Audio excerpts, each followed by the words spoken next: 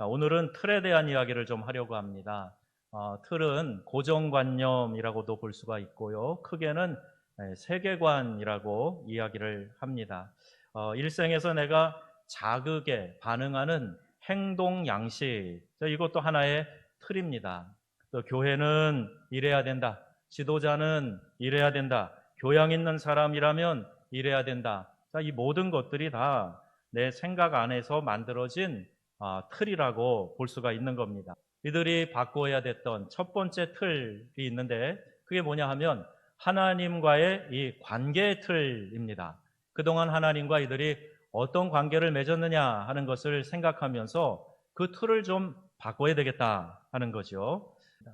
성벽 재건을 위한 두 번째 틀이 있어요. 하나님의 백성으로 사명을 회복하는 겁니다. 성경은 우리가 하나님의 자녀이며 그분에게 사명을 부여받은 하나님의 백성이다 이렇게 가르쳐주고 있어요. 진정한 변화는 지위나 외적인 환경에서 오는 것이 아닙니다. 내 내면에서부터 시작이 되는 거예요.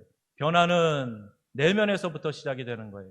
성전 재건을 위한 세 번째 틀이 뭐예요? 한 사람 한 사람을 중요하게 여기는 겁니다.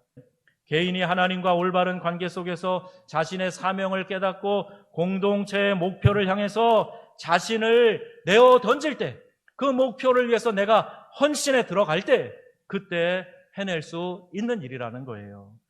느헤미야가 지도자인 그 자신의 이름을 명단에서 빼버린 이유가 무엇일까요? 그리고 3장 5절에 보면 당시 사회 지도층 성벽 공사에서 발을 뺐다 하는 이 사실을 왜 기록했을까요? 성벽 재건의 주인공은 그 백성들 한 명 한 명이라는 거예요. 백성들을 일꾼으로 취급한 것이 아니라 모두가 다 동일하게 이 공사의 책임자고 다 주인공이다 하는 뜻에서 그렇게 한 것 같습니다. 교회 변화에 가장 필요한 것이 무엇인지 아십니까? 바로 내 개인의 변화예요. 내 내면의 변화입니다. 성도 개개인이 거듭남을 체험함으로써 거룩한 영향력을 갖게 되면 그때 교회가 변하게 되는 거예요. 아무리 부흥을 외치고 아무리 큰 집회를 열어도 내면의 틀을 제대로 갖추지 않으면 아무것도 담아낼 수 없다는 거예요. 오늘 말씀을 한번 정리해 보겠습니다.